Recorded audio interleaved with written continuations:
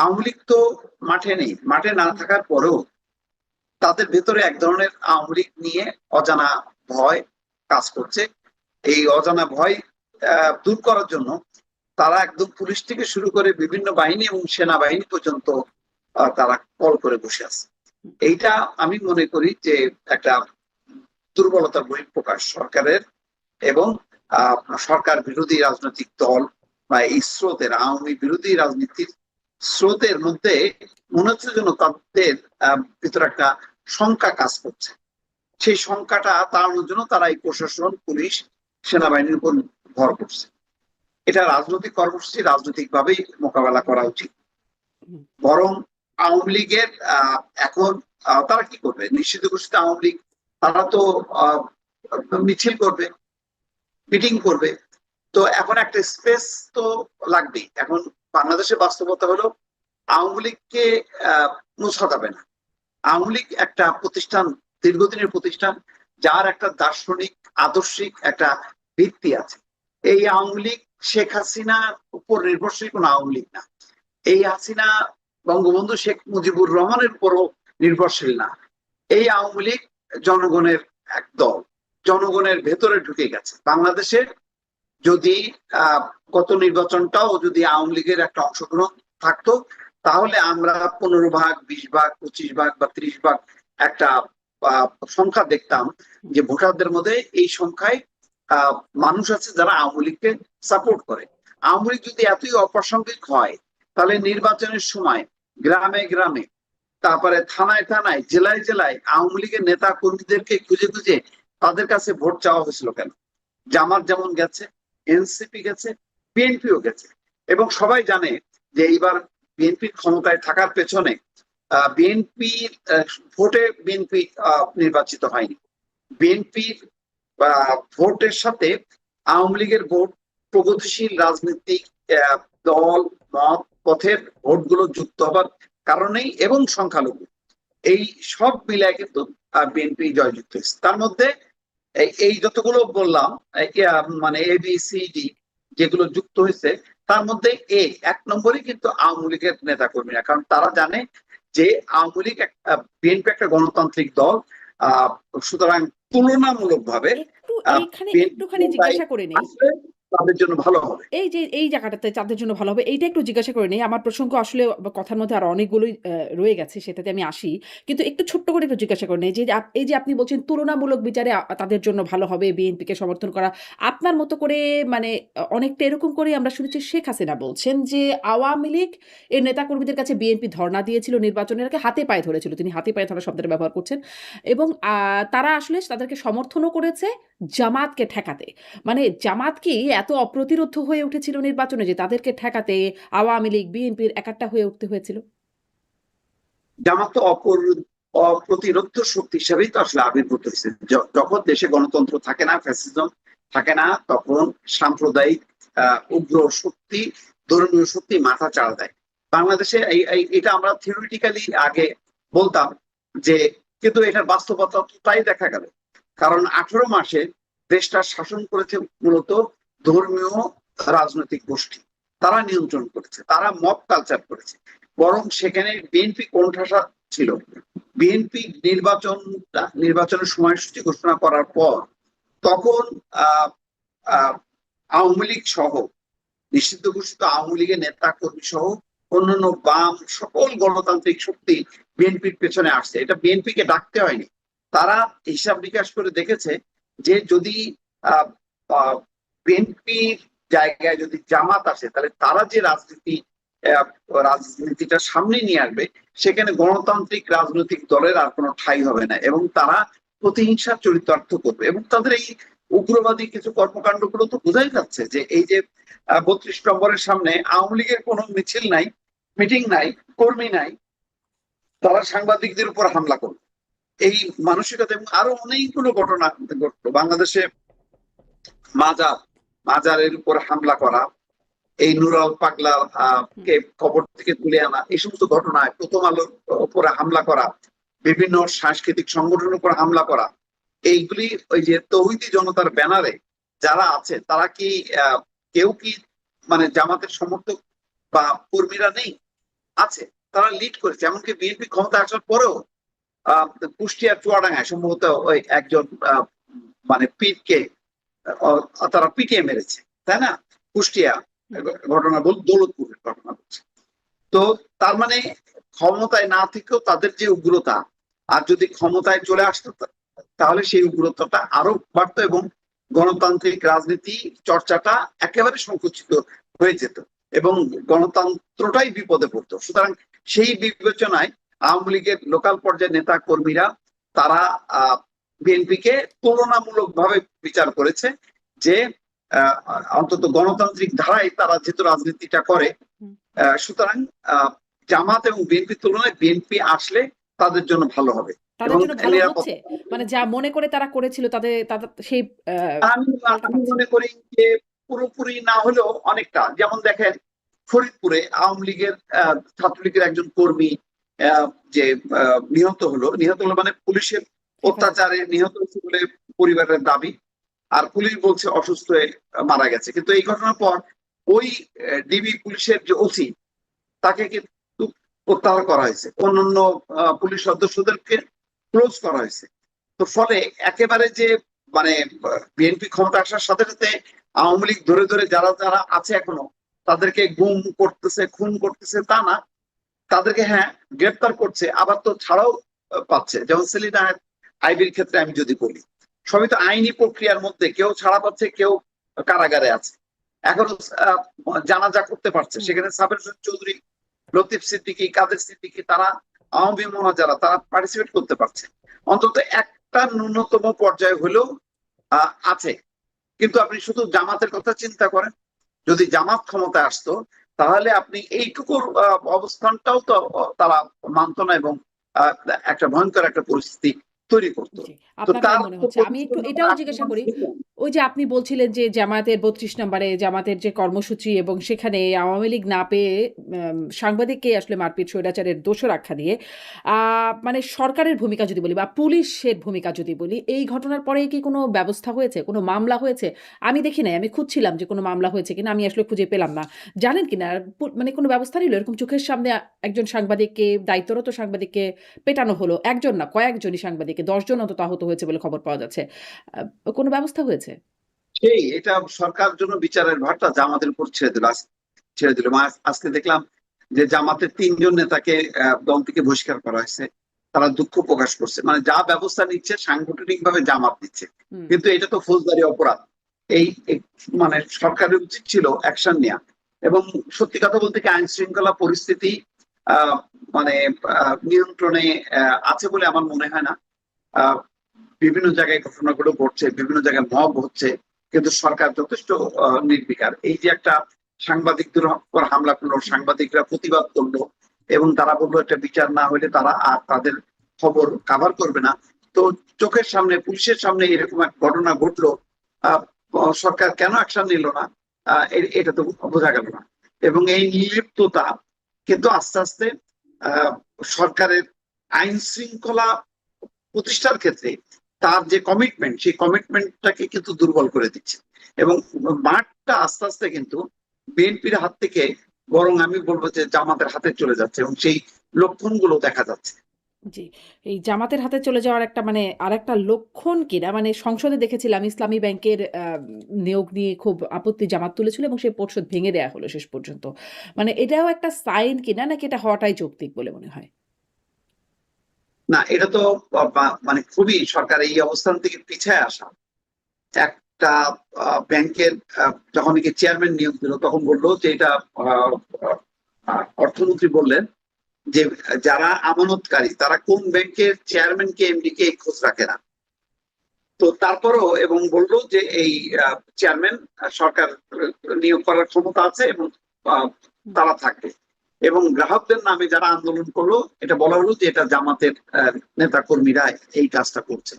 তারপরও সেখানে নথি স্বীকার করে সরকার এইভাবে পুরো বোর্ড ভেঙে দিল।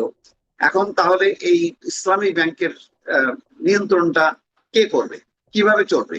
আর এইভাবে যদি ব্যাংকগুলোর উপর যদি রাজনৈতিক নিয়ন্ত্রণ প্রতিষ্ঠা হয় তাহলে তো একটা ভয়ঙ্কর বিপর্যয়। ব্যাংক অত্যন্ত স্পর্শকাতর বিষয়, এখানে কোন রকম যদি অনাস্থা তৈরি হয় সেখানে যদি রাজনৈতিক অবস্থানটাকে প্রকাশ্যে স্বীকৃতি দেওয়া হয় যে না জামাত ইসলামী ব্যাংক মানে এটা জামাতের ব্যাংক, এখানে কিছু করা যাবে না, তাহলে তো আর মানে ইকোনমির 12টা বাজবে এবং বিভিন্ন জায়গা থেকে আহ কোনো নিয়ন্ত্রণ প্রতিষ্ঠা করতে পারবেন না। ওই আদ্দিন হসপিটালও আপনি জরিমানা করলে সেটাও দেখা যাবে যে তার পক্ষে দাঁড়ায় যাচ্ছে জামাত হুম, ইসলাম। কিন্তু স্বাস্থ্য অধিদপ্তর তো আছে, সে তার নিয়মের যেখানে যেখানে ব্যত্যয় ঘটবে সেখানে অ্যাকশন নেবে। সেই অ্যাকশন গুলো নিতে দিচ্ছে না এই ধর্মীয় রাজনৈতিক দলগুলো, এবং সরকার এটা মেনেও নিচ্ছে। এটা হুম। এটা লক্ষণটা খুবই খারাপ, জি, এবং জি, এটা আচ্ছা। লক্ষণটা খারাপ মনে হয়। আবারও একটু সাংবাদিকের স্পষ্ট একটু সাংবাদিকদের প্রসঙ্গে আসি যে, আ আমরা দেখলাম মাননীয় প্রধানমন্ত্রী তাকেই বেশ মনে হলো যেন তিনি ওপেন সমালোচনার জন্য। সাংবাদিকদের সাথে তিনি পার্সোনালি ফোন করে কথা বলছেন, বিভিন্ন বার্তা পাঠাচ্ছেন, শুনতে চাচ্ছেন, বৈঠক করছেন। এই বিষয়গুলো দেখা গেল। কিন্তু আ প্রতিমন্ত্রী মীর শাহ আলম তাকে নিয়ে এ খবর প্রকাশ করায় সাংবাদিককে গ্রেপ্তার হতে হলো, মামলা হলো। আবার চিফ হুইপ তাকে নিয়ে ব্যঙ্গাত্মক কার্টুন হয়েছে বা সংবাদ প্রকাশ হয়েছে। ফলে তাকেও গ্রেপ্তার, সেখানেও একটা সাংবাদিক মানে গ্রেপ্তারের ঘটনা ঘটেছে। এরকম যে ঘটনাগুলো ঘটছে আপনার কাছে কি মনে হয়? আগে তো আমরা এরকম দেখতামই। মানে আওয়ামী লীগ আমলের কথা যদি বলি, সাংবাদিকদের মামলা দেয়া হতো বা কারাগারেও নির্যাতনের কিছু অ্যাক্টিভিস্ট এরকম খবর আমরা জেনেছি। পরিস্থিতি কি আগের চেয়ে আরো খারাপ হচ্ছে? আগের মতোই আছে নাকি পরিস্থিতি ভালো হচ্ছে? কি মনে হয়? না, আমি পুরোপুরি এটা বলবো না, কিন্তু সিমটম গুলো ভালো না, এই লক্ষণগুলোই ভালো না।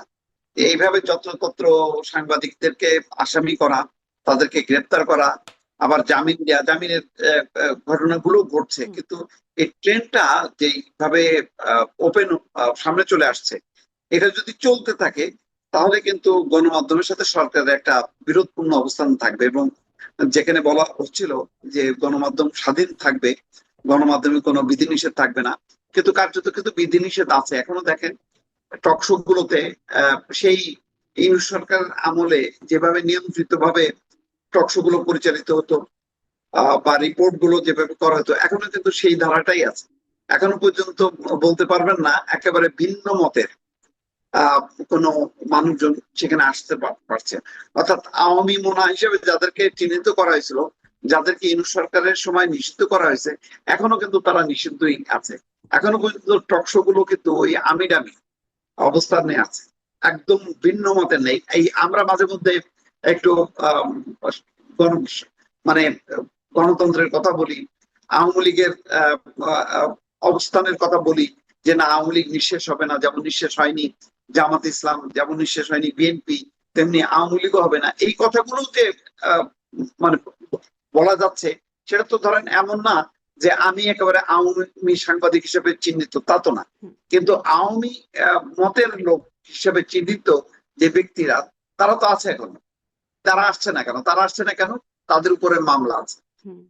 তারা আসছে না কেন? না ধরেন গণমাধ্যম গুলো আমরা তাদেরকে যারা ডাকতে মানে সাহস গণমাধ্যমে পাচ্ছে না। কাজ করি, ধরেন সবসময় তো নানানপন্থী সাংবাদিক হিসেবে আমরা চিহ্নিত করি।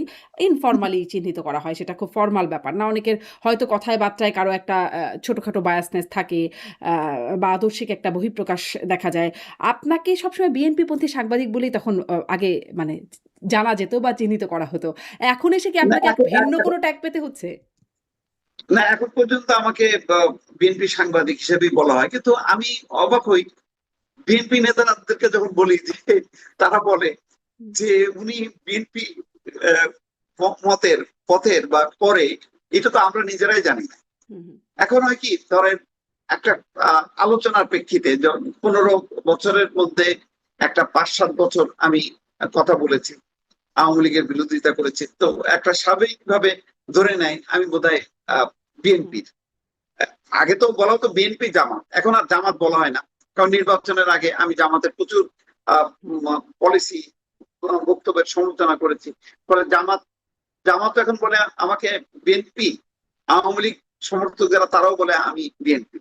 এখন বিএনপির যেই সমালোচনাগুলো, আমি এখন কতটা সমালোচনা করব? যেই সরকারের বয়স এখন 4 মাস, আমি কি এখনই কি চূড়ান্ত সিদ্ধান্তে যাব যে এই সরকার ফ্যাসিস্ট, এই সরকার সাথে আওয়ামী লীগের বা না, এরশাদ ধরুন ফেরদৌসকে সেটি আপনি কোনো করছেন কোনো না। কিন্তু এই যে ধরেন আওয়ামী লীগ ফিরে আসবে, আওয়ামী লীগকে ঠেকানো যাবে না, এইরকম বক্তব্যও যে আপনি দিচ্ছেন, যেটা কিনা অনেক ক্ষেত্রে আওয়ামী লীগের পক্ষে যাচ্ছে বলেই অনেকে বলছেন। ফলে আপনাকে কি কোনো মানে এটার কারণে আপনার কোনো আ কিছুর এখন মধ্যে আবার দিয়ে বলা যেতে হচ্ছে হচ্ছে এখন কিনা? বলা হচ্ছে যে এরা মানে এরা হচ্ছে মানে মূলত হচ্ছে আওয়ামী লীগের এখন এই আলোচনাগুলো কিন্তু আস্তে আস্তে হচ্ছে এবং আমাদের বেশ কিছু কলিগ এরকম মনে হচ্ছে যে এরা আসলে আওয়ামী লীগকে প্রমোট করছে ইনিয়ে বিনিয়ে এইভাবে পুরোপুরি বলছে না, হুম, হয়তো আর কয়েকদিন পরে বলবে যখন এই আলোচনাটা আরো সাত হবে, যখন ধরেন আওয়ামী লীগের একটা বাস্তবতাটা সত্যি সত্যি সামনে চলে আসবে, যখন ইন্টারন্যাশনাল অর্গানাইজেশন গুলো বলবে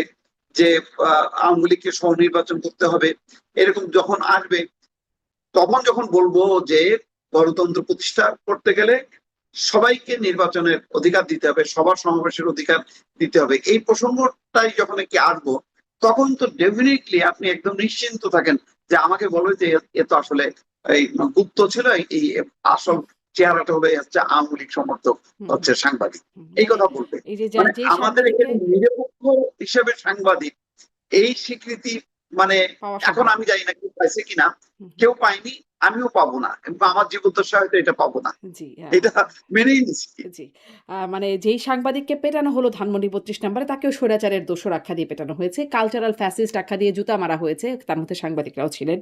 মানে এই একটা অবস্থা সামনে আপনি বলছেন যে সেই জায়গায়ও আপনি নিশ্চিত যে সামনে আরো আসলে ট্যাগিং এর শিকার হতে হবে। সাংবাদিকদের গ্রেপ্তারের প্রসঙ্গে আপনি বলছিলেন একটু, জামিনও হচ্ছে। যেমন আনিস আলমগীর, সাংবাদিক আনিস আলমগীরকে জামিন দেওয়ার পরে সেটি একটা আলোচিত ঘটনা হয়েছে। সেটি এই সরকারের আমলে হয়েছে। কিন্তু এই সরকারের সময়ই আবার আরো একজন সাংবাদিক যিনি বিএনপি পন্থী কেন, বিএনপি নেতাই ছিলেন শওকত মাহমুদ, তাকে গ্রেপ্তার করা হলো। সন্ত্রাস বিরোধী আইনে গ্রেপ্তার করা হলো। তার ব্যাপারেও কোনো কথা হচ্ছে না। তিনি আসলে গ্রেপ্তার হয়ে কারাগারেই আছেন। শওকত মাহমুদকে কিন্তু ঠিক আসলে রাজনৈতিক নেতা হিসেবেই তাকে গ্রেপ্তার করা হয়েছে এবং তার বিরুদ্ধে কিছু এলিগেশন আছে যেখানে ওই মাসুদ আহ, একজন আহ, একজন ব্ল্যাকমেইলার, হুম, যে বলতো যে সিআইএ এর সে এজেন্ট, এজেন্ট। তার সাথে একটা সংযোগ টংযোগ কিছু একটা আছে, ফলে এটা ঠিক সাংবাদিক হিসেবে তাকে আচ্ছা, গণ্য করা হচ্ছে না এবং তিনি তো আসলে আনুষ্ঠানিকভাবে রাজনৈতিক দল বিভিন্ন রাজনৈতিক দলে আহ, যোগ দিয়েছে, ফলে তার বিষয়টা আসলে আলাদা, আলাদা। তার সাথে আনিস আলমগীর আমাকে বা অন্যদেরকে মেলানো যাবে না। জি। কিন্তু ওই যে উনি সবাইকে তো সন্ত্রাস বিরোধী আইনেই ধরছে। আনিস আলমগীরকেও হ্যাঁ তাই ধরল বা আগেও যাদের মানে সাংবাদিক পান্না সহ যাদেরকে গ্রেপ্তার করা হয়েছিল, মামলা হয়েছিল সন্ত্রাস বিরোধী আইনেই হয়েছিল। ফলে আর কি মিলিয়ে হ্যাঁ, প্রশ্নটা এসেই যায়। এইটা দুর্ভাগ্যজনক, মানে সাংবাদিক অসাংবাদিক সব মিলে যাচ্ছে হুম, এই যে এই মামলার মধ্যে, এই পার্থক্যটা করা উচিত এবং শওকত মাহমুদের ব্যাপারটাও যেটা বললাম সেটাও সরকারকে একদম নির্দিষ্ট করা উচিত যে আসলে তার বিরুদ্ধে অভিযোগটা কি এবং এতদিন তাকে যে আটকে রাখা হলো তার বিরুদ্ধে এলিগেশন নিয়ে বিচারটা হওয়া উচিত, মামলাটা হওয়া উচিত। আরো অনেক সাংবাদিক আছে, মোজাম্মেল বাবু, শ্যামল শ্যামল দত্ত, দত্ত সহ, ফারজানা তাদের কারো বুলবুল। কারো বিরুদ্ধে ট্রাইব্যুনালে মামলা হয়েছে, আহ, কিন্তু তার বাইরেও সাংবাদিক যারা আছে তাদের বিরুদ্ধে আসলে অভিযোগটা কি সেগুলি স্পষ্ট না হলে এই সরকার যেমন এই সরকার বিতর্কিত হয়েছে, এই সরকারেরও কিন্তু সমালোচনা হবে যে তাদেরকে মিথ্যা মামলায় গ্রেপ্তার করে রাখছে। কারণ আপনি জানেন যে যে হারে এই যে আজকে শিল্পী যে মমতাজ হুম। কোথায় কোন হত্যা মামলায় তাকে আবার গ্রেপ্তার দেখানো, এটা কোনো কথা হলো? এইগুলি বেসগুলি এত দুর্বল হুম। যে তাহলে তো আপনার সবাইকেই সেলিনা আইবিরও তাহলে মুক্তি পাওয়ার কথা না, তো আপনি শিল্পী মমতাজকে মুক্তি কেন পেয়ে আপনি কিন্তু তিনি আটকে? সরকারকে ধন্যবাদ জানাচ্ছেন। মানে আইনি প্রক্রিয়ায় না, সরকারের কোনো কলকাঠিতে। যেমন আনিস আলমগীর মুক্তি পাবার পরে আমার অনুষ্ঠানেই তিনি বলেছেন যে মানে সরকারের সুনজর থাকার কারণে, কার সুনজর জিজ্ঞাসা করেছিলেন তিনি সরাসরি বলেছেন তথ্যমন্ত্রীর সুনজর থাকার কারণে বা তথ্যমন্ত্রীর সহায়তায় তিনি আসলে এই মুক্তিটা পেয়েছেন। ফলে সরকারের সুনজরের অপেক্ষা করতে হচ্ছে। আইনি প্রক্রিয়া আসলে কি খুব ম্যাটার করছে? না, সরকারের সুনজরটাই হলেই হুম, তার মুক্তি মিলছে। আইনগত বিষয়টা যেটা ইউনূস সরকারের সময় ঘাটতি ছিল যে আইনের কোনো ব্যাপার ছিল না, এখনো কিন্তু সেটা প্রতিষ্ঠিত হয়নি। তবে কিছু কিছু সুসংবাদ আছে, যেমন আইনুস আলমগীর নিজেই ফেসবুকে বলেছে যে তার মুক্তি এবং মুক্তির পর প্রধানমন্ত্রী তারেক রহমান তার সঙ্গে কথা বলেছে, হুম। সে সন্তুষ্ট হয়েছে, কিন্তু এটাই যথেষ্ট না। আমি মনে করি যে এটার আরো পরিষ্কার হওয়া উচিত। বিনা মানে গণভাবে মিথ্যা মামলায় কোনো সাংবাদিক, কোনো শিল্পী, কোন রাজনীতিক কারোরই কারাগারে থাকা উচিত না। মাসের পর মাস, বছরের পর বছর কারাগারগুলোতে তো বহু আওয়ামী লীগের নেতা কর্মী আছে, সবাই কি অপরাধী?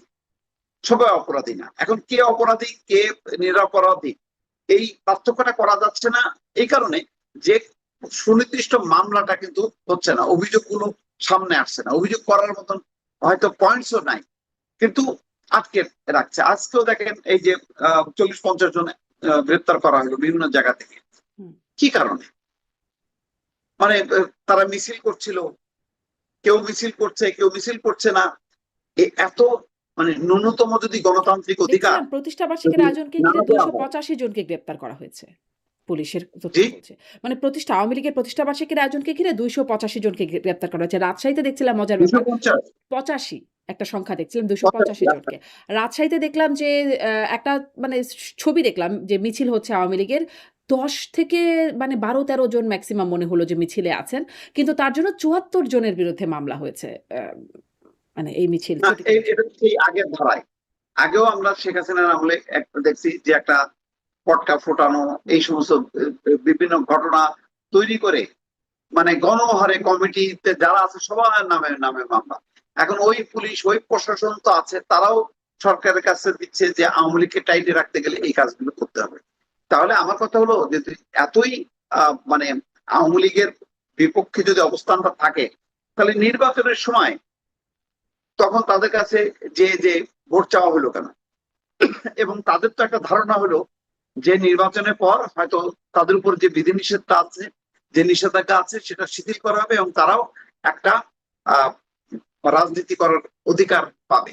এখানে ঘটনার যেটা হচ্ছে, সরকার যেটা মনে করছে যে যেহেতু আওয়ামী লীগের নেতৃত্বে আছে শেখ হাসিনা, যে শেখ হাসিনাকে ফাঁসির দণ্ডে দণ্ডিত করা হয়েছে, ফলে শেখ হাসিনার নেতৃত্বে আওয়ামী লীগ যদি পরিচালিত হয়, তাহলে সে আওয়ামী লীগ স্বাভাবিক রাজনীতিটা করবে না।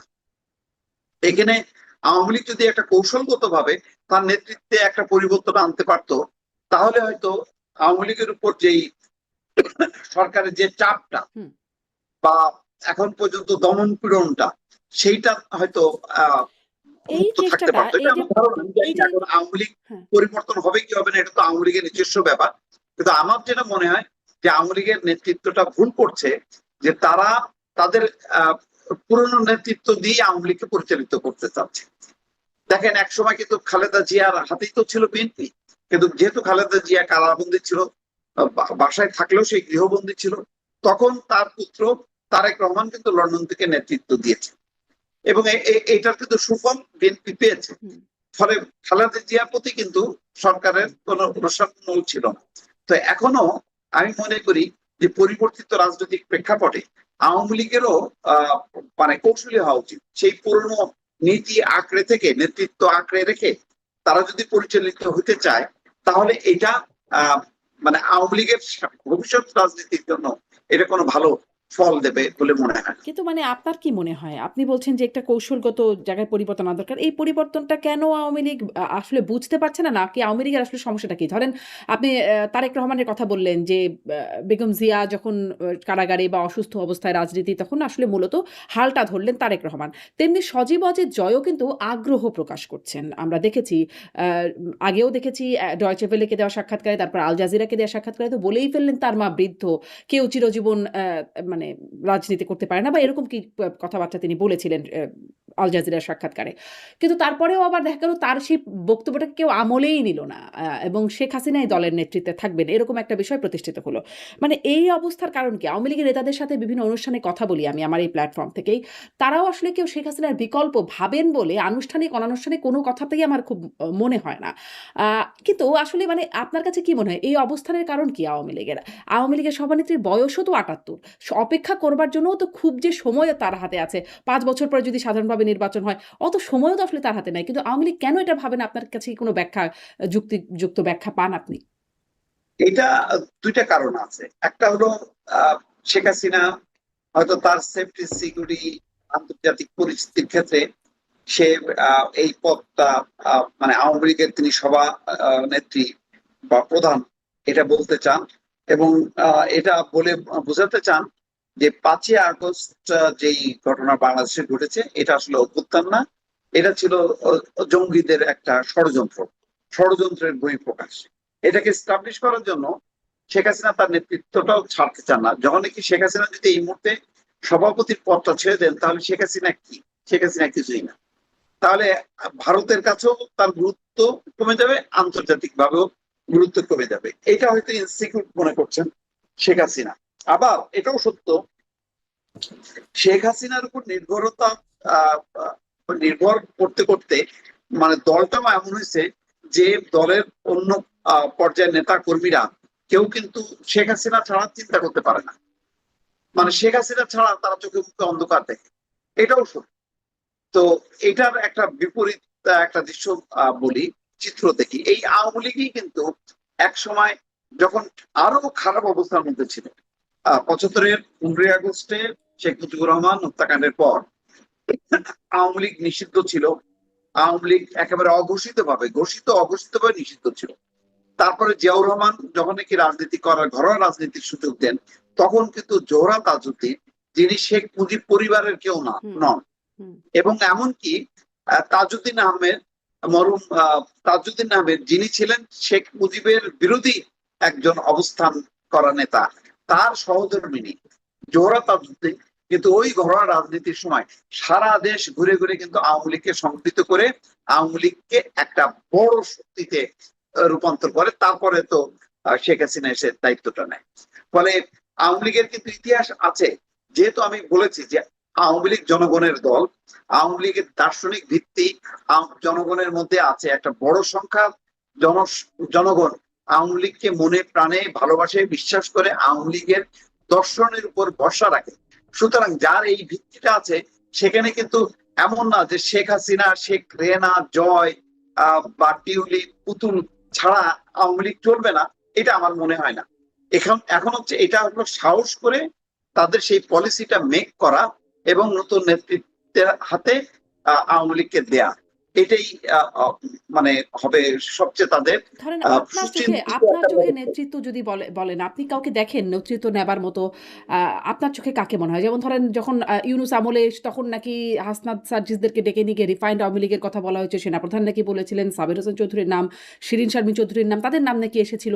আপনার চোখে আসলে এরকম নেতৃত্ব পান কি? না, এটা আওয়ামী লীগের জন্য আওয়ামী লীগের মানে প্রথম সারি, দ্বিতীয় সারি, তৃতীয় সারিরও কোনো নেতা যদি আওয়ামী লীগের ঝান্ডাটা সামনে নিয়ে এগোয়, দেখবেন যে তার পেছনে হাজার হাজার আওয়ামী লীগের নেতা কর্মীরা জড়ো হয়েছে এবং তারা সংগঠিত হয়ে যাবে। আওয়ামী লীগ তো একটা রেডি দল।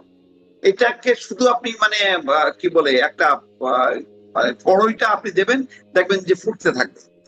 তো একটা রেডি হয়ে আছে সবকিছু। তো সেখানে আপনি সেলিনা তাইবির কথা, আমি কথার কথা বলছি, জি। সেলিনা আইবিও হইতে পারে, হুম। সাবের হোসেন চৌধুরী হইতে পারে, এরকম আরো বা শিরিন শারমিনও হইতে পারে, আব্দুল হামিদও হইতে পারে। যে কাউকে আপনি এ করবেন না কেন, এতে আপনি জোহরা তাজউদ্দিনকে কে চিনতে পারেন? ওই সময় সবাই জানতো যে তাজউদ্দিন আহমেদকে চিনতো, কিন্তু জোহরা তাজউদ্দিনকে কিন্তু কেউ চিনতো না, হুম। অপরিচিত ছিল। খুব রাজনীতিতে অ্যাক্টিভ ছিল তেমন কিন্তু নেতা নন, বরং তখন আব্দুর রাজ্জাক ছিলেন, তোফাইল ছিলেন, মহিউদ্দিন আহমেদ ছিলেন, অনেকে ছিলেন। সেই জায়গা থেকে জোহরা তাজউদ্দিনকে পিক করা হয়েছে এবং জোহরা তাজউদ্দিন খুব সফলতার সাথে দলকে সংগঠিত করছে। কারণ এটা তো সংগঠিত কিন্তু হয়েই আছে। ধরেন সংগঠিত করেছেন জোহরা তাজউদ্দিন। কিন্তু নেতৃত্ব চালিয়ে যাবার মতো আপনার কাছে মনে হয় যে তিনি যদি শেখ হাসিনা না ফিরতেন, সেই সময়ের কথাই আমি বলছি, তিনি আসলে দলকে এরকম একটা অবস্থায় আনতে পারতেন নেতৃত্ব দিয়ে? বা প্রশ্নটা ধরেন বুঝিনি। তখন যদি জোহরা তাজউদ্দিন মানে জোহরা তাজউদ্দিন যেভাবে করে দলকে সংগঠিত করলেন, তারপরে তো শেখ হাসিনা ফিরে আসলেন এবং দলের দায়িত্ব নিলেন। যদি সেটি না হতো, মানে জাস্ট আমি একটা ধারণার কথা জিজ্ঞাসা করছি। আপনার মনে হয় জোহরা তাজউদ্দিন দলকে এভাবে এগিয়ে নিতে পারতেন? আ বা শেখ হাসিনার বিকল্প একটা জায়গায় যেতে পারতেন? আহ না, পারতেন, অবশ্যই পারতেন, পারতেন। কারণ এখানে যদি শেখ হাসিনা নাও আসতেন, আরো যদি 5 বছর পরে আসতেন, আহ, তখন এই নির্বাচন হতো এবং জোহরা তাজউদ্দিনের নেতৃত্বে আওয়ামী লীগ যে জায়গায় তখন ওই অবস্থার মধ্যে যতটুকু জায়গা করার দরকার একটা প্রধান রাজনৈতিক দল হিসেবে, সেই জায়গায় চলে আসতে পারতো, এখানে কোনো সমস্যা হতো না। এবং এখনো আমি বিশ্বাস করি যে যারাই এই কাণ্ডারি হবেন এখন আওয়ামী লীগের যদি কেউ হন, সে এগিয়ে নিতে পারবে। তবে অবশ্যই সেই ক্ষেত্রে আন্তর্জাতিক সহযোগিতা, আহ, ক্ষমতাসীন রাজনৈতিক দল তার সাথে নেগোসিয়েশন, এগুলি বোঝাপড়া, এগুলি দরকার আছে। ক্ষমতাসীন কারণ রাজনৈতিক আপনি দলের সাথে হুট কোনো রকম করেই নেগোসিয়েশন বা এত বড় বোঝাপড়া, গণঅভ্যুত্থানের পর, হ্যাঁ, জি, আমি বলছি ক্ষমতাসীন রাজনৈতিক দলের সাথে কোনো রকম নেগোসিয়েশন বা বোঝাপড়া হচ্ছে এমনটি জানেন কি? যেমন ধরেন বোঝাপড়ার একটা ঘটনা সব পক্ষই বলে নির্বাচনের আগে যে বিএনপিকে ভোটে আনতে একরকমের একটা বোঝাপড়া হয়েছে, সমর্থন হয়েছে। তারপরে আসলে কোনো বোঝাপড়া বা সমঝোতা কি চলছে? চলছে কিনা আমি বলতে পারবো না, তবে বাস্তবতা হলো এই যে এইভাবে এখন যে রাজনীতির ধারা চলছে, এইভাবে চলতে থাকলে বিএনপি একসময় দুর্বল হয়ে পড়বে, জামাত আরো মাথা চাড়া দেবে। তখন কিন্তু গণতান্ত্রিক শক্তি হিসেবে, যদি যেহেতু আর কোনো বড় গণতান্ত্রিক শক্তি থাকছে না, তখন কিন্তু আওয়ামী লীগের প্রয়োজনটা পড়বে। সুতরাং আওয়ামী লীগ যদি সাড়া দেয় এবং সমঝোতার একটা চেষ্টা করে, এবং একইভাবে সরকারেরও যদি শুভবুদ্ধির উদয় হয়, তাহলে তার নিজের এক্সিস্টেন্সের জন্য এবং গণতান্ত্রিক রাজনীতিকে টিকে রাখার জন্য আওয়ামী লীগের সঙ্গে তার ভবিষ্যতে একটা বোঝাপড়ার জায়গাটায় আসতে হবে। এটা দুই তরফের থেকেই হইতে হবে। তা নাহলে কিন্তু বাংলাদেশের ধর্মীয় উগ্রপন্থা রাজনীতির বিস্তার ঘটবে। তখন সেখান থেকে কিন্তু বিএনপি রেহাই পাবে না। জি, এই মানে বড় আঙ্গিকে রাজনীতির এই ক্যানভাসটা একটু বড় আঙ্গিকে চিন্তা ভাবনা করতে হবে। শুধু আমি মানে আওয়ামী লীগের বিরোধিতা করব, আওয়ামী লীগের বিরোধিতা করতে করতে কোন শক্তি সামনে চলে আসতেছে এটাও দেখা দরকার। যে সেই শক্তি যদি একবার চলে আসে, তখন আপনি তো বিপন্ন হবেন, আপনার তো আর কোনো সম্ভাবনাই থাকবে না। বরং আওয়ামী লীগ যদি আসে, সামনে চলে আসে, তখন আপনার রাজনীতির মেরুকরণটা আবার আপনি ভিন্নভাবে নিয়ে আসতে পারবেন। তো জি, সেই দিকগুলো মানে কখনো অন সাইডেড হইতে নেই। রাজনীতিটা, রাজনীতির যারা খেলোয়াড় তাদেরকে মাঠে কখনো ডানে যেতে হয়, কখনো বামে যেতে হয়, সাইড লাইনে যেতে হয়, সামনে খেলতে হয়। তো বিএনপির মতো রাজনৈতিক দল, তাকে তো অবশ্যই কৌশলী হতে হবে। সে তো অন সাইডেড একদিকেই শুধু বল নিয়ে দৌড়াবে, সেটা তো হয় না। তাকে মাঝে মধ্যে ডানে যাইতে হবে। সেই ডানে শত্রুটা কে? সে কি আওয়ামী লীগ নাকি জামাত, সেটাও তাকে বুঝে সেভাবে দৌড়াইতে হবে। তা নাহলে তো হোঁচট খেয়ে পড়তে পারে যে কোনো সময়। জি। সরকারের কৌশল নির্ধারণের কথা আপনি বলছেন। আমি মানে একটু এই ৪ মাসের আমলনামাও হয়তো একটু শেষের দিকে গিয়ে জিজ্ঞাসা করব। কিন্তু একটু সমালোচনা, সাংবাদিকতা এই প্রসঙ্গে যে কথাটা বলছিলাম যে দেখছি যে বলছিলাম যে প্রধানমন্ত্রীর মধ্যে একটা মনে হয় যেন একটা ওপেননেস আছে। তিনি একটু সমালোচনা শুনতে পারছেন বা আগ্রহী হচ্ছেন। কিন্তু সংসদে আমরা যে চিত্রটা দেখলাম সম্প্রতি যে হান্নান মাসুদ একজন সংসদ সদস্য এনসিপির, তিনি বললেন যে প্রধানমন্ত্রী অসত্য কথা বলেছেন যখন তিনি বলছেন যে মদের দাম বাড়ানো বা সিগারেটের দাম বাড়ানোতে বিরোধী দল মিছিল করেছে, এই বক্তব্যকে অসত্য বলে সংসদে রাখছেন এবং তখন সংসদের মানে সরকারি দলের সদস্যরা হইচই করছেন, হট্টগোল করছেন। প্রতিবাদ করে জয়নাল আবদিন ফারুক বললেন তিনি অসত্য কথা বলেছেন। মির্জা মানে তারপরে দেখলাম, মানে আমি বলছি কার পরে কি হলো, তারপরে দেখলাম যে বিরোধী দলীয় চিফ হুইপ নাহিদ তিনি দাঁড়িয়ে বললেন যে কোনটি অসত্য বলেছেন ফ্যাকচুয়ালি বলতে। মির্জা ফখরুল ইসলাম আলমগীর পাল্টা দাঁড়িয়ে বললেন তিনিও অসত্য বলেছেন এবং পুরো মানে প্রধানমন্ত্রীকে নিয়ে যা বলা হয় সেটাকে এক্সপাঞ্জ করার জন্য বলছেন যে অসত্য যা বলা হয়েছে সেটাকে এক্সপাঞ্জ করে দিন। কিন্তু আসলে এখানে কি যে অসত্য বলল সেটি আমি আসলে বুঝলাম না। মানে সরকারি দল সেটি আইডেন্টিফাই করল না। সরকারি দল কি আসলে সমালোচনা নেবার জন্য প্রস্তুত? প্রধানমন্ত্রীকে দেখেছি যখন সংসদ সদস্য মার্দিয়া মমতাজ বলছেন যে ভুয়া ফটোকার্ডের উপর প্রধানমন্ত্রী বক্তব্য দিচ্ছেন বা এআই দ্বারা নির্মিত একটা ছবি দেখে তিনি বক্তব্য দিচ্ছেন, সেটি আশাহত হচ্ছে। তিনি বলছেন প্রধানমন্ত্রী সেটি শুনে গেলেন সংসদে এবং চুপই থাকলেন।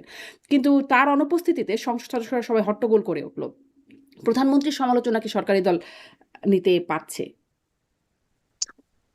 হ্যাঁ, এক ধরনের অসহিষ্ণুতা দেখা যাচ্ছে যে প্রধানমন্ত্রীর সমালোচনা করলেই বিএনপি সদস্যরা হইচই করছে। এটা এক ধরনের মানে এই এমপিরা দলের নেতার প্রতি যে তাদের আনুগত্য হচ্ছে সেটা প্রকাশ করার জন্য হয়তো করছে, কিন্তু সংসদে তো এই সমালোচনার দ্বারগুলো উন্মুক্ত করতে হবে।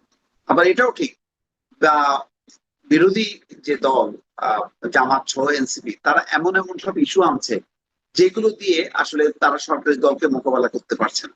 যেখানে বিরোধী দলের পারফরমেন্স খুব ভালো থাকার কথা, সেখানে দেখা যাচ্ছে যে সরকারি দলের তোপের মুখে বা যুক্তির মুখে তারা কিন্তু দাঁড়াতে পারছে না।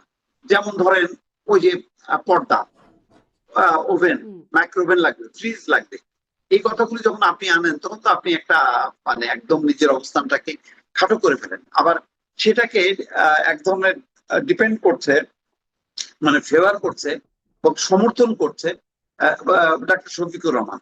তিনি খুব স্ট্রংলি তার এই সদস্যের এই বক্তব্যটা যে ঠিক না এটাও বলছেন। আবার হাসনাত আব্দুল্লাহ যেই কথা বললেন যে গাড়ির কথা, সেখানেও একটা স্ববিরোধী অবস্থান, নির্বাচনের আগে যে অবস্থান সেই অবস্থান থেকে সরে আসলো। আপনি দেখেন বিরোধী দলের ভূমিকা, সত্যি কথা বলতে কি এখনো সেই রুমিন ফারহানার উপর, রুমিন ফারহানা তো এনসিপিরও না, জামাতেরও না, বিএনপিরও না, স্বতন্ত্র তিনি সদস্য। তার বক্তব্য যতটা জোরালো হয়, আমি তো মানে জামাত বা এনসিপির পক্ষ থেকে তেমন কোনো জোরালো কোনো বক্তব্য আমি দেখি না। দেখেন বাণিজ্য চুক্তি নিয়ে এত কথা, সংসদে কোনো কথা বলে তারা? কথা বলে না। তারপরে তেলের দাম নিয়ে, তারপরে আইন শৃঙ্খলা নিয়ে কোন ইস্যুতে আমি হামে এত দেখছি শিশু না মারা যে গেল সেই প্রসঙ্গে। কথা বলছে না। এবং কিছু কথা আসছে সাথে সাথে শুধু এক্সপান্স এক্সপান্স। আপনার এত বড় একটা বললো যে আমার বাবা শহীদ, দাদা শহীদ, দেখা গেল তার বাবা জীবিত আছে, জামাতের এক এমপি যে বললো নিজেকে শিশু মুক্তিযোদ্ধা বললো, জুলাই যোদ্ধা বললো, তার পরিবারের 28 জন হচ্ছে মুক্তিযোদ্ধা, পরে 47 দেখা গেলো জন, পুরোটাই 47 জন, হ্যাঁ কতজন? 47 জন, 47। 47, হ্যাঁ, যাক 47 জন, তো পুরোটাই দেখা গেল মিথ্যা। তো এখন একটা ধর্মীয় দলের নেতা সে যদি এরকম ভাবে মিথ্যা বয়ান দেয় এবং সেই এত বড় বয়ানটা বলে যে এটা এক্সপান্স করতে হবে, এক্সপান্স কোনটা হয়? একটা যদি হঠাৎ করে কোনো গালি বা মানে অসংসদীয় কোনো ভাষা আসে সেটা এক্সপান্স হয়, কিন্তু পুরো বক্তব্য যেটা খুব সুচিন্তিত ভাবে তিনি দিয়ে গেলেন সেটা আবার এক্সপান্স হয় কি করে? আপনি দেখবেন প্রায় প্রতিদিনই শুধু এক্সপান্স এক্সপান্স এক্সপান্স, এটা একটা নতুন একটা ধারা। তাহলে থাকবে কোনটা কার্য বিবরণীতে? কোনটা থাকবে? মানে যেটাই মনে হচ্ছে রেকর্ডেড হইলে বেকায়দা করবে সেটাই এক্সপান্স করা হচ্ছে। দেখা তো যায় কি এইটা টিআইবির আমি একটা রিপোর্ট পড়ছিলাম, লক্ষ টাকা খরচ হয়, লক্ষ টাকার উপরে, হিসাবটা এক্সাক্ট ফিগারটা বলতে পারছি না, সংসদের প্রতি মিনিটের খরচ। মানে প্রতি মিনিটে 2.25 লাখ টাকা। তো 2.25 লাখ টাকা খরচ যদি এরকম হয়, সব যদি এক্সপান্সই হয়ে যায় খরচের টাকায়, মানে আমাদের প্রাপ্তিটা কি? কিছুটা হাস্যকরও হয়ে যাচ্ছে। আবার দেখেন বিএনপির মানে সবাই ঠিক সেভাবে কথা বলছে না, বিএনপির অনেক সিনিয়র নেতাদের কণ্ঠ শোনা যায় না। আবার আহ, এই বিরোধী দলের উল্লেখযোগ্য পরিমাণ সদস্য কিন্তু তাদের আওয়াজ নেই। এই নতুন অধিবেশন, এবার এটা তো সেকেন্ড সেশন, প্রধানমন্ত্রী যখন চীনে বিদেশ সফরে আছেন তখন সংসদে হাহাকার, সংসদে এমপিরা নেই।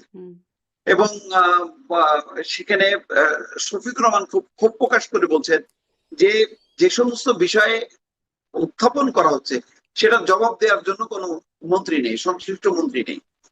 তো তারপরে স্পিকার নিজেও একমত হয়ে বললেন যে অর্থমন্ত্রী আছে এটাই বিরাট ব্যাপার, মানে অর্থমন্ত্রী আছে মানে একমাত্র মন্ত্রী, আর অন্য মন্ত্রীরা নেই। তাহলে যখন কেউ প্রধানমন্ত্রী থাকে না তখন সংসদ অচল, তাহলে এটা কেমন কথা? স্পিকার যেখানে বলছেন যে সরকারের যে কোনো কাজের চেয়ে সংসদ অত্যন্ত গুরুত্বপূর্ণ, সেখানে সরকারি দলের এমপিরা সেটা কি মানছে? মানছে না। এখন তারা ছুটির মুডে কিন্তু ঘুরে বেড়াচ্ছে, তারা সংসদে সিরিয়াস না। যখন প্রধানমন্ত্রী আসছেন তখন তাকে দেখানোর জন্য আসছেন। এই জন্য প্রধানমন্ত্রীর ব্যাপারে যখন কোনো সমালোচনা হচ্ছে তখন একযোগে তারা প্রতিবাদ করে তাদের আনুগত্য দেখাচ্ছে। প্রতিবাদ এগুলো করছেন, কিন্তু ঠিক কিসের প্রতিবাদ করছেন সেটি স্পষ্ট হচ্ছে না। এই যে প্রতিবাদ করছেন, এই যে প্রধানমন্ত্রী অসত্য কথা বলেছেন বলে হান্নান মাসুদ বললেন, তার প্রেক্ষিতে এত প্রতিবাদ হলো। কিন্তু আবারও সেই সাংবাদিকতার জায়গায় আসি যে তিনি তো আসলে যদি সেটিকে অসত্য বলি, তিনিও বিভ্রান্ত হয়েছিলেন বলেই জানা যাচ্ছে যে একটি ফটোকার্ড থেকে দেখে তিনি বলেছিলেন যে জামাত মানে বিরোধী দল মিছিল করছে, মদের দাম কেন বাড়ানো হলো, সিগারেটের দাম কেন বাড়ানো হলো, এই জন্য মানে দলগুলো মিছিল করছে। যেটি আসলে পরবর্তীতে দেখা গেলো ওটা একটা ভুয়া ফটোকার্ড। আপনার কাছে এটাও একটা ব্যাপার মানে সাংবাদিকতা তো এখন শুধু গণমাধ্যমের সাংবাদিকতা না, সামাজিক যোগাযোগ মাধ্যমেও সাংবাদিকতা এবং সাংবাদিকতার নানান রকম ডাল-পালা অনেক কিছু বিস্তার করেছে। এগুলোর থেকেও মানে একদিকে যেমন আমরা বলছি সংবাদকর্মীদের বিরুদ্ধে এত মামলা হচ্ছে কেন বা তাদের উপর এত হামলা নির্যাতন, আবার অন্যদিকে এই ঘটনাগুলো ঘটে যাচ্ছে একের পর এক, খোদ প্রধানমন্ত্রী পর্যন্ত বিভ্রান্ত হয়ে যাচ্ছেন। এগুলোর বিরুদ্ধে কি করণীয়? না, এটা তো এটা খুবই দুর্ভাগ্যজনক যে আহ, যেভাবে আমরা এই 5ই আগস্টের পরবর্তীতে সাংবাদিকতাটা যতটা উন্মুক্ত হওয়ার কথা ছিল, যতটা সমালোচনা, যেটা মানে ডক্টর ইউনূসও আপনার মনে আছে, আপনি আমার যত সমালোচনা করেন মুখ দুহাত খুলে তুলে রেখে তা সমালোচনা বলতে করেন। দেখা গেল হুম, যে আবুল মোহাম্মদ শহীদ খান, তারপরে আনিস আলমগীর, পান্না, কার্জন, হাফিজুর রহমান কার্জন, তারা অ্যারেস্ট হয়ে গেল, তাই না? তো সেইভাবে কিন্তু গণমাধ্যম মুক্ত হয়নি, সাংবাদিকরাও, সাংবাদিকতাটাও স্বাধীনভাবে বিকশিত হওয়ার যে কথাটা, সেটাও কিন্তু হচ্ছে না। এবং আপনি মনে রাখবেন যে যতক্ষণ না পর্যন্ত গণমাধ্যম এবং সাংবাদিকতা মুক্ত, দায়িত্বশীলতার সাথে মুক্তভাবে যদি তারা দায়িত্ব পালন না করতে পারে, কথা বলতে না পারে, মত প্রকাশ না করতে পারে, তাহলে কিন্তু বুঝতে হবে যে গণতন্ত্রের একটা ঘাটতি আছে। আমরা কিন্তু একটা বড় ধরনের ঘাটতি নিয়ে আছি, যে ঘাটতিটা পূরণ হচ্ছে না। যতই প্রধানমন্ত্রী বলুক না কেন, বা এর আগের প্রধান উপদেষ্টা বলুক না কেন, বাস্তবতা কিন্তু আমরা 5ই আগস্টের পরে যেই গণমাধ্যম ভয়, ভীতি বা একটা সংকোচনের মধ্যে যে অবস্থায় ছিল, এখনো কিন্তু সেই অবস্থায় আছে। সেটাকে মুক্ত হবার জন্য যথেষ্ট পরিমাণ আহ চেষ্টাটা কিন্তু দেখা যাচ্ছে না। জি, স্পষ্ট। প্রসঙ্গক্রমে আসছিল যে প্রধানমন্ত্রী সফরে আছেন। মালয়েশিয়া হয়ে ১ম বিদেশ সফর হলো, মালয়েশিয়া হয়ে চীনে আছেন। মানে এটা নিয়েও অনেক কথা হচ্ছে। আপনার কাছে এই সিদ্ধান্তটা কেমন মনে হচ্ছে যে তিনি ১ম এ মালয়েশিয়া গেলেন কিন্তু আসলে যেই দুটো দেশকে নিয়ে আলোচনা হয় ভারত আর চীন, চীনে আগে যাবেন না ভারতে আগে যাবেন। আগের প্রধানমন্ত্রী বা আগের সরকার, আওয়ামী লীগ সরকারের কথা বলছি, তারা যেমন সবসময় ১ম সফর নির্বাচিত হওয়ার পর সবসময় ভারতেই করে এসেছেন। সেটির বাইরে গিয়ে চীনে সফর করলেন। এটা নিয়ে যেমন আলোচনা আছে, প্রশংসা আছে, আবার কেউ সমালোচনাও করছেন। আপনার কাছে কি মনে হয় কেমন হলো এই সিদ্ধান্ত? না, এটা তো একটা পররাষ্ট্রনীতির একটা পরিবর্তন বোঝা যাচ্ছে, যে আগের মতন হবে না যে আগে ভারত, তারপরে অন্যান্যরা। এখন আগে হচ্ছে আমার স্বার্থ কোথায়, আমার কোথায় আমার গেলে আমি বেশি লাভবান হব, সেই জায়গাটা চিহ্নিত করা হচ্ছে। তো সেই হিসাবে চীন সামনে আসে।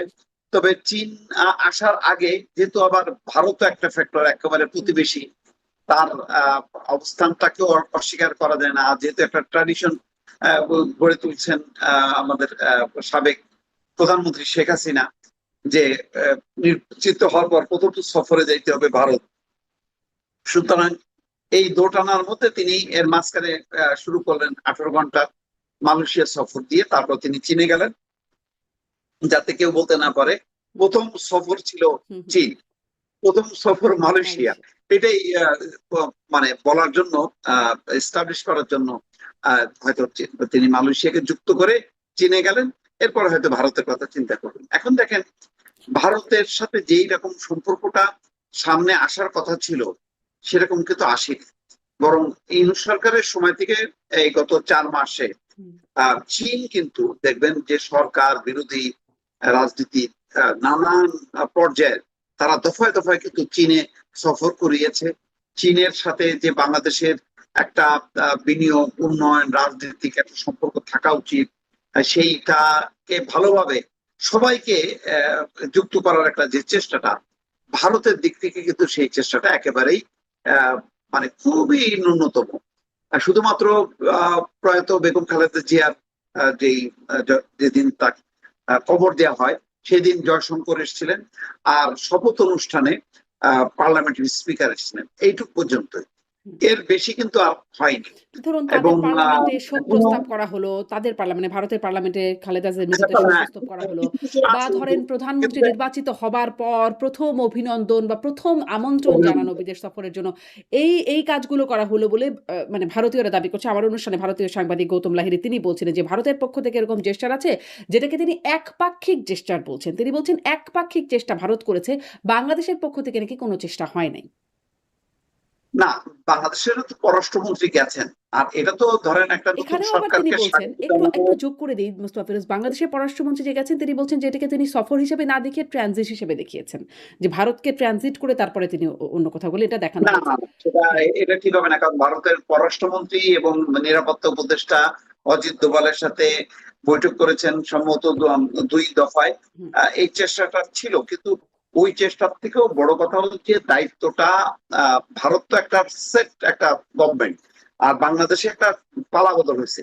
সেই পালাবদলের কারণে এটাকে আরো কাছে টেনে আনার জন্য ভারতের দিক থেকে অনেক বেশি উদ্যোগটা দরকার ছিল। হুম। যেমন এই যে নতুন সরকারের জন্য সবচেয়ে বড় একটা অস্বস্তি হয়ে গেল পুশিন, হুম। যে হারে পুশিনটা চলছে এবং সেটাকে প্রতিরোধ করা হচ্ছে। এই সীমান্তে বিভিন্ন পয়েন্টে একটা যুদ্ধ যুদ্ধ একটা অবস্থা। এটা তো সম্পর্ক, ভালো সম্পর্কের কোনো সিগন্যাল দেয় না। তারপরে দেখেন তার আগে যেটা ঘটলো, T20 বিশ্বকাপে বাংলাদেশ খেলতে পারলো না। ডাক্তার জাহিদুর রহমান হুম। যেভাবে দিল্লির বিমানবন্দর থেকে ফিরে আসলো, তারপরে জয় সওয়াল যেভাবে আপনার রণদীপ জয়সওয়াল, ভারতের পররাষ্ট্র মুখপাত্র, যেভাবে একটা বক্তব্য, সাদামাটা একটা বক্তব্য দিল, হুম। মনে হলো যে না, এটা কোনো ব্যাপারই না। হুম। তো অথচ বাংলাদেশের তোলপাড় হয়ে গেল। বাংলাদেশের ভারতের উপ হাই কমিশনারকে পর্যন্ত তলব করা হলো। এবং আজকেও বাংলাদেশ বলল যে ভারতের পররাষ্ট্র মন্ত্রণালয় যে ব্যাখ্যা দিয়েছে তাতে বাংলাদেশ খুশি না এই ব্যাপারে। অপমানিত হয়ে একজন প্রতিমন্ত্রী পদমর্যাদার প্রধানমন্ত্রীর উপদেষ্টা তিনি ফেরত আসবেন, এটাকেও গুরুত্ব না ভারতের কাছে।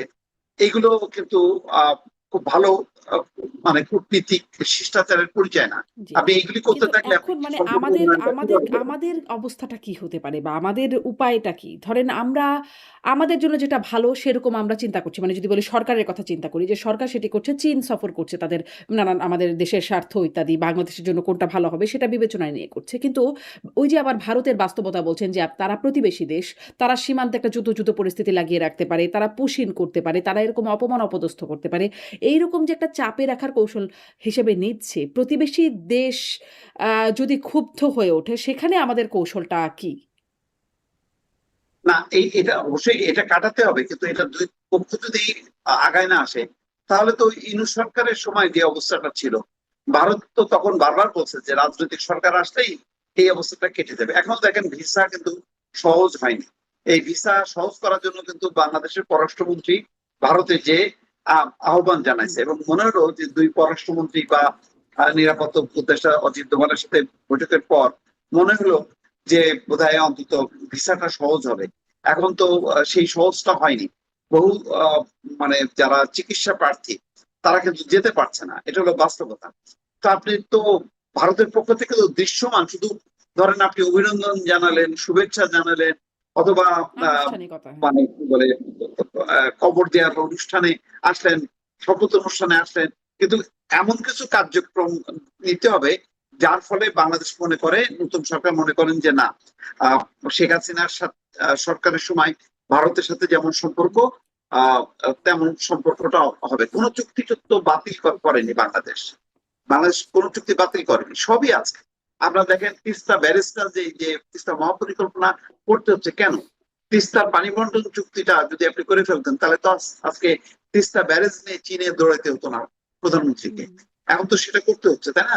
তো এই তিস্তা ব্যারেজ করাটা, এটা তো ভারতের জন্য অস্বস্তিকর।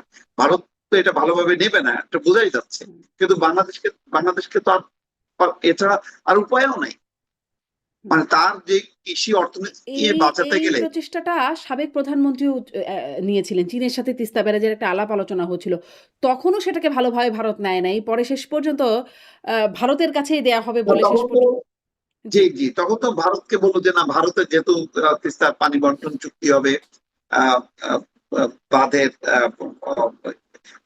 সেই কারণে যদি ওখানে কোনো পরিকল্পনা করতে পারে ভারতই করবে, চীন না। চীন তো এই ইস্যুতে হলো যে তারা জরিপ টরিপ করে অনেক দূর রেডি আগালো হয়েছিল। এবং তাদেরকে কথা দেয়া হলো। পরে তো সেই ভারতের পরে চীন সফরে যে সেই চীন সফরটাকে সংক্ষিপ্ত করে শেখ হাসিনাকে ফেরত আসতে হলো। তো এইসব মানে ঘটনার প্রেক্ষিতে ভারতকে আরো উদার হতে হবে। কিন্তু ভারতকে আমার প্রশ্নটা যেহেতু মোস্তাফিরুজ এখানেই। ভারতকে উদার হতে হবে। ভারতের উপরে আমাদের বা আমাদের সরকারের তো সেরকম হাত নাই। ভারত উদার না হলে, ভারত এরকম চাপে রাখার কৌশল একের পর এক নিলে, ভারত আমাদের সিদ্ধান্ত পছন্দ না করলে, ধরুন এই যে চীনে গেলেন প্রধানমন্ত্রী, এটি ভারত খুব একটা যে পছন্দ করেছে নিশ্চয়ই না। মানে এই যে আমাদের ব্যাপারগুলো আমরা আমাদের স্বার্থে যা করব সেটাকে যদি ভারত পছন্দ না করে এবং এরকম মানে কনস্ট্যান্ট চাপে রাখার কৌশল তারা নিয়ে থাকে, একদম ৩ দিক দিয়ে ঘেরা একটা দেশ ভারত, সুপার পাওয়ার একটা দেশ, তখন আমাদের আসলে করণীয় কি হবে? এখন তো কিছু করারও নেই। এখন এই চাপটাকে মাথায় নিয়ে বাংলাদেশের উন্নয়নের জন্য, বিনিয়োগের জন্য, বড় বড় প্রকল্প বাস্তবায়নের জন্য চীনের সাথে সহযোগিতা ছাড়া তো আর কোনো উপায়ও নেই।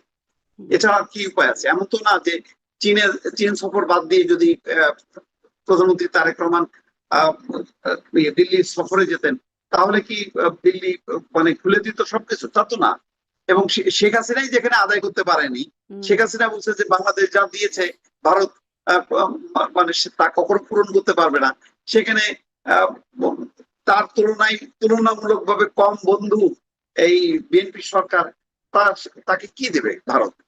তো সেই কারণে ওই চিন্তাটা বাদ দিয়ে বাংলাদেশকে এখন চিন্তা করতে হবে যে ভারত, চীন এই দুইটা দেশের মধ্যে দুই প্রতিদ্বন্দ্বী দেশের মধ্যে আমি কোন দেশে গেলে আমার খুব দ্রুত আমি কিছু প্রজেক্ট বাস্তবায়ন করতে পারবো। তো সেই কারণেই গেছে যে 15টা চুক্তি হবে, সেই চুক্তির কোন একটা মেগা প্রজেক্ট কি ভারত অর্থায়ন করবে? করবে না। ভারতের সেই সামর্থ্যও নেই, কারণ ভারত নিজেই তার ইকোনমিটা নিয়ে মানে একটা সংকটের মধ্যে থাকে। এবং ভারত তো বাংলাদেশে এমন কোনো বড় মেগা প্রজেক্ট করেনি। বাংলাদেশে যা হয়েছে সেটা জাপান করছে, মেট্রো রেল, পদ্মা সেতু করছে চীন। ভারত তো দৃশ্যমান এমন কোন বড় প্রজেক্ট শেখ হাসিনাও করে যেতে পারেনি। ফলে সে তারেক রহমানকে ওই প্রয়োজনের দিক বিবেচনা করে তাকে আগে দৌড়াইতে হয়েছে চীনে, এবং আমি মনে করি এটা একটা সঠিক সিদ্ধান্ত। সঠিক সিদ্ধান্ত। মানে একটা কঠিন ভূরাজনৈতিক বাস্তবতার মধ্যে বাংলাদেশ আছে, সেটি বোঝা যাচ্ছে। কিন্তু ওই যে প্রধানমন্ত্রী পররাষ্ট্র উপদেষ্টা তিনি একটা কথা বললেন যে পরিস্থিতি সহায়ক হলে ভারতেও যাবেন প্রধানমন্ত্রী, মানে তার বক্তব্যে। পরিস্থিতি কি আসলে ভারতে যাওয়ার মতো সহায়ক না? প্রশ্নটা আবার একটু। পরিস্থিতি সহায়ক হলে ভারতেও যাবেন প্রধানমন্ত্রী, এমনটা বলেছেন প্রধানমন্ত্রীর উপদেষ্টা। মানে চীনে সফর গেছেন ইত্যাদি প্রসঙ্গে বলতে গিয়ে তিনি এটা বললেন, শুনেছেন নিশ্চয়ই আপনি। পরিস্থিতি কি সহায়ক না ভারত যাবার মতো? মানে এটা একটা ইঙ্গিতপূর্ণ বক্তব্য যে সহায়ক পরিবেশ হলে, তার মানে এই যে সহায়ক এই পরিবেশগুলো বিপরীতে যেটা ইতিমধ্যে পুশিনের কারণে একটা সীমান্ত অস্থিরতা, যেখানে যেটা দিল্লিতে বৈঠক করেও আমাদের বিজিবি কর্মকর্তারা সমাধান করে আসতে পারেননি এবং কমিটমেন্ট আদায় করতে পারেননি যে না, ভারত এই পলিসিটা বাদ দিয়ে যৌথ জরিপের মাধ্যমে ঠিক হবে যে কে ভারতীয় কে বাংলাদেশি। তো কিন্তু তারা বলছে যে তারা ওই আইনটাই চালু রাখবে। তাহলে ওইটা যদি চলতে থাকে, পুশিং যদি অব্যাহত থাকে, তাদের মতন করে যদি পুশিং করতে থাকে, তাহলে সহায়ক পরিবেশ না। যদি এই ধরনের বাংলাদেশের নোট মানে কূটনৈতিক নোট ভার্বাল দেওয়ার পরেও এবং বাংলাদেশের হাই কমিশনার দিল্লি বিমানবন্দরে যেও যদি তার মেহমানকে যদি দিল্লিতে না নিতে পারে দ্রুত সময়ের মধ্যে, তাহলে তো সহায়ক পরিবেশ না। সুতরাং এবং ভিসা, এই যাবতীয় কিছু দৃশ্যমান অগ্রগতি দেখাইতে হবে। দেখালেই বোঝা যাবে যে এটা সহায়ক পরিবেশ, এবং তারপর তো নিশ্চয়ই প্রধানমন্ত্রীর দায়িত্ব থাকবে যে ভারত সফরের। এবং আমার ধারণা যে এটা হবে, কিন্তু কত দ্রুত হবে এখন সেটা দেখার বিষয়। এটা যদি অনেক লম্বা সময় পরে হয়, তাহলে বোঝা যাবে যে ভারতের সাথে বাংলাদেশের কূটনৈতিক যে অবস্থাটা, সেটা 5ই আগস্টের পরবর্তী সময় যেমন ছিল এখনো তেমনই রয়ে গেছে। জি, মানে পরিবেশ সহায়ক না বলে প্রধানমন্ত্রী এখনই মানে গেলেন না, আবার গেলেন না বলে পরিবেশ আরো বিরূপ হয়ে ওঠে কিনা, ওই যে একটা কঠিন ভূ রাজনৈতিক সমীকরণ, সেটির কথাই বলছিলাম। দেখা যাক, আপনি বলছেন যে আসলে সামনে ওইটা দেখা যাবে। শেষ একটা প্রশ্ন আপনার কাছে, শেষ বিশ্লেষণ। ৪ মাস হয়ে গেল সরকারের। আপনি এই সরকারকে, মানে সরকার হিসেবে ১০-এ কত দেবেন তার পারফরম্যান্সে? আবার বিরোধী দলকেও, তারাও ৪ মাস ধরে বিরোধী দলের দায়িত্ব পালন করছে বা তার একটু বেশি। আপনি কত দেবেন ১০-এ? 4 মাসে মূল্যায়ন করার জন্য তো যথেষ্ট সময় না।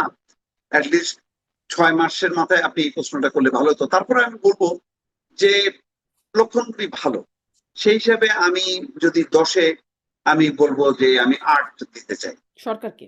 সরকার। আচ্ছা। আর আমি বিরোধী দলের কোনো পারফরমেন্সই আমি দেখছি না, ফলে বিরোধী দলকে আমি বলতে গেলে আমি 0 দিতে চাই। যতটুক ভালো, যতটুক লক্ষণ আছে, সেটা বিএনপির মধ্যে ভালো করার একটা প্রবণতা আছে, কিন্তু বাস্তবায়ন, যেমন ধরেন আইন শৃঙ্খলা, অর্থনৈতিক অবস্থা, আহ, এই অবস্থাগুলো গুণগত মান এখনো পরিবর্তন হয়নি।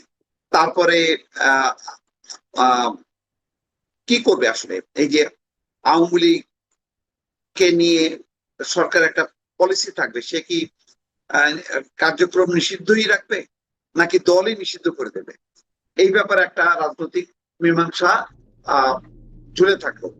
এটাও সমাধান করতে হবে, একটা স্থির সিদ্ধান্তে আসতে হবে। হাজার হাজার নেতা কর্মী আওয়ামী লীগের আহ, মানে আহ, তারা বিনা বিচারে জেলে আটক আছে, এটা সমাধান করতে হবে।